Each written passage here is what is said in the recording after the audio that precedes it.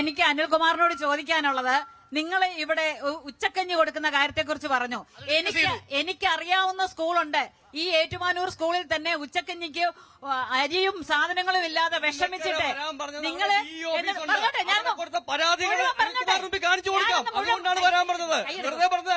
ഈ സ്കൂള് പരാതി കൊടുത്തിട്ടുണ്ട്. നമ്മൾ നിൽക്കുന്ന തൊട്ടപ്പുറത്ത് മതിലിരിക്കുന്ന സ്കൂള് പരാതി കൊടുത്തിട്ടുണ്ട്. അത് കാണിച്ചു തരാം. ഒരു കാര്യം കൂടെ പറഞ്ഞോട്ടെ, മന്ത്രിയാണ് ഈ മണ്ഡലത്തിലെ. ഒരു കാര്യം കൂടെ പറഞ്ഞോട്ടെ. എന്നിട്ട് ഇപ്പൊ മാസങ്ങളായി ഈ സ്കൂളിൽ ഉച്ചക്കഞ്ഞി കൊടുക്കാൻ സാധനങ്ങളും അരിയും ഇല്ലാഞ്ഞിട്ട് അവിടുത്തെ ഒരു പണ്ട് പഠിച്ച സ്കൂളിന്റെ ഒരു അസോസിയേഷൻ രൂപീകരിച്ചിട്ട് അവരാണ് ഇപ്പൊ ഉച്ചക്കഞ്ഞി കൊടുക്കുന്നത്. എല്ലാ സ്കൂളിലും. പിന്നെ എനിക്ക് മുഴുവൻ പറയാനുണ്ട്, മുഴുവൻ കേൾക്കട്ടെ. അനിൽകുമാർ പറഞ്ഞു, ഇവിടെ നിങ്ങൾ എന്തിന്റെ പേരിലാണ് ഈ LDF ഇവിടെ ഭരണം ഏറ്റെടുത്തിരിക്കുന്നത്? നിങ്ങൾ BJPയെയും വടക്കോട്ട് നോക്കിയിരുന്നോണ്ട് ഇവിടെ ഭരിച്ചോളാണെന്ന് വിചാരിച്ചാണോ ഇവിടെ ഭരണം ഏറ്റെടുത്തത്? ഓരോ മനുഷ്യരുടെ നിന്നും അത് തരാം ഇത് തരാമെന്നും പറഞ്ഞ് വോട്ട് വാങ്ങിച്ച്, മോഹന വാഗ്ദാനങ്ങൾ കൊണ്ട് കൊടുത്ത വോട്ട് വാങ്ങിച്ച് ഭരണം ഏറ്റെടുത്ത് കഴിഞ്ഞ് ഇവർക്ക് എപ്പോഴും കുറ്റം പറയാൻ മോദിയേ ഉള്ളൂ.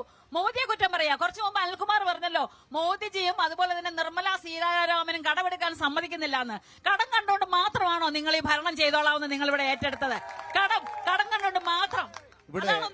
ഇവിടെ ഇടതുപക്ഷ ജനാധിപത്യത്തിന് അധികാരത്തിൽ വന്ന ശേഷം ഇടതുപക്ഷ ജനാധിപത്യത്തിന് അധികാരത്തിൽ വന്ന ശേഷം പറയാം, ഉമ്മൻചാണ്ടി സർക്കാരിന്റെ ബഡ്ജറ്റ് എന്ന് പറയുന്നത് 70,000 കോടിയായിരുന്നു. ഇപ്പൊ കേരളത്തിന്റെ ബഡ്ജറ്റ് 1,84,000 കോടി രൂപയാണ്.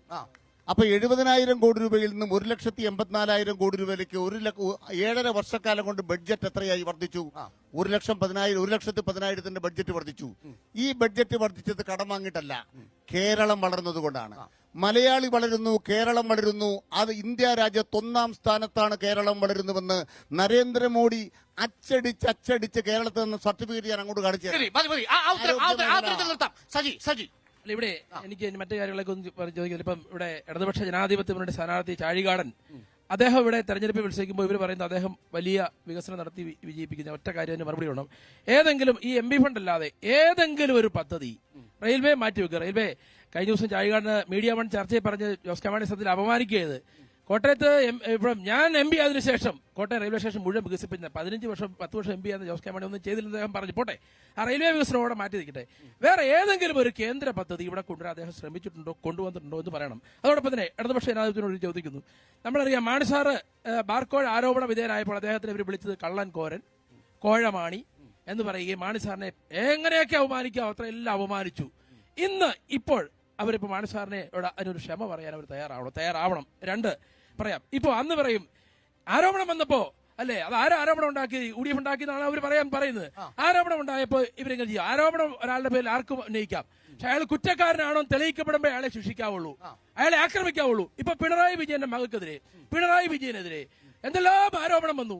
ഞങ്ങൾ ഇവിടെ അവരുടെ കുടുംബത്തെ ആക്ഷേപിക്കാനോ അദ്ദേഹത്തിന്റെ മകളെ ആക്ഷേപിക്കാനോ ഞങ്ങൾ പോയില്ല. അതാണ് അന്തസ്സായ രാഷ്ട്രീയ പ്രവർത്തനം. നിങ്ങൾ അന്തസ് വിട്ട് ആരെങ്കിലും ഈ പറഞ്ഞ പോലെ സോളാർ സരിത പറഞ്ഞു കേട്ടോണ്ട് നിങ്ങൾ ചാടിപ്പുറപ്പെട്ട് പാവപ്പെട്ട KM മാണി സാറിനെ അദ്ദേഹത്തെ അധിക്ഷേപിച്ച് അദ്ദേഹം നിങ്ങളുടെ അധിക്ഷേപം മൂലം നെഞ്ചുപൊട്ടിയാണ് മരിച്ചത്. അദ്ദേഹം നെഞ്ചു തകർന്നാണ് മരിച്ചത്. അദ്ദേഹത്തോട് നിങ്ങൾ മാപ്പ് പറഞ്ഞിട്ട് ചാഴികാടനെ നിങ്ങൾ കൊണ്ടുനടക്കണം. ഒരു കാര്യം പറയാം, ഇവിടെ ഇന്ന് ചാഴികാടൻ KM മാണി സാർ പ്രഖ്യാപിച്ച സ്ഥാനാർത്ഥിയാണെന്ന് KM മാണി സാർ ചാഴികാടനെ UDF സ്ഥാനാർത്ഥിയുടെ പ്രഖ്യാപിച്ചത്. അദ്ദേഹത്തിന്റെ പടം ഇന്ന് മാണി സാറിനെ ആക്ഷേപിച്ച CPM-നൊപ്പം ഇടതുപക്ഷത്തിനൊപ്പം പടം വെക്കാൻ ഈ ചാഴികാടൻ ഒരു അവകാശവുമില്ല.